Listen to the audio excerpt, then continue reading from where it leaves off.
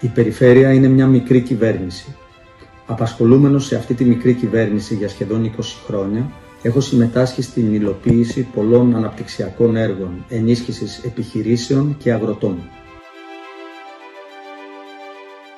Την τελευταία τετραετία αναλάβαμε την υλοποίηση ενός μεγάλου έργου ύψους 13,5 εκατομμυρίων ευρώ για την ενίσχυση της καινοτόμας επιχειρηματικότητας.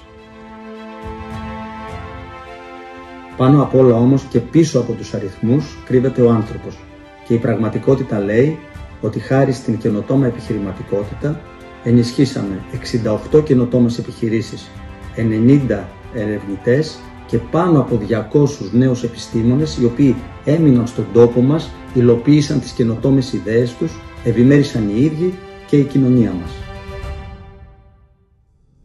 Ονομάζομαι Λικούργος Σταυρουλόπουλος, είμαι οικονομολόγος στην Περιφέρεια και υποψήφιος Περιφερειακός Σύμβουλος με το συνδυασμό του Νεκτάριου Φαρμάκη.